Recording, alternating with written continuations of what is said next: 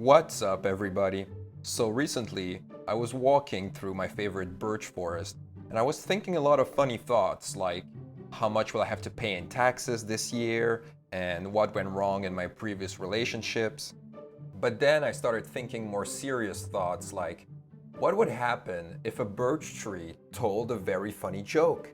How would its friends react? How would they giggle and swirl and twist with laughter? The only way for me to show this to you would be through an illustration. So this is the making of video of that illustration. So I first drew this little sketch to capture the idea.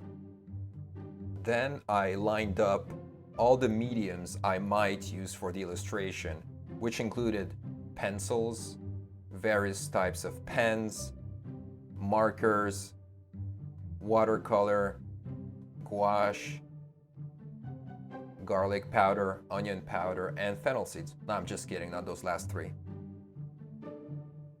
So I started the drawing by sketching in the gesture of my three laughing protagonists. Here I'm going directly with pencil on the Stonehenge paper.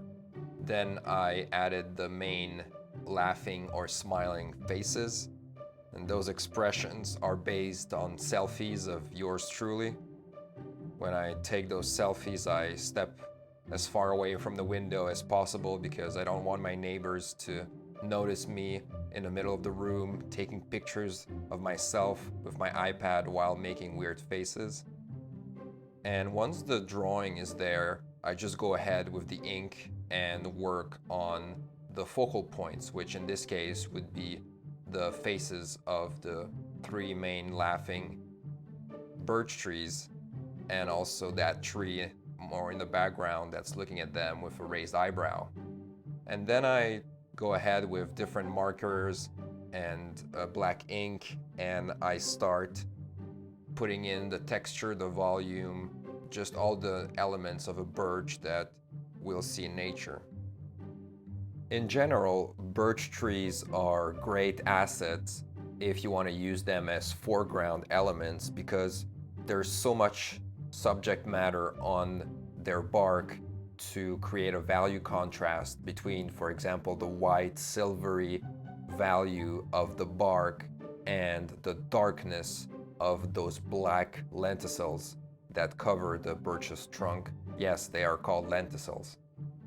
So after the birches are pretty much there, I move on to the background, and I'm going about it in a bit of a pointillistic approach that's a bit more time consuming, but it felt like fun to me.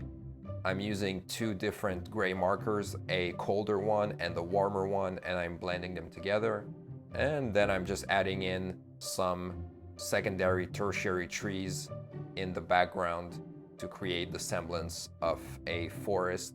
But I don't add any more birches because I really want the focus of the viewer to be on the three protagonists in the foreground.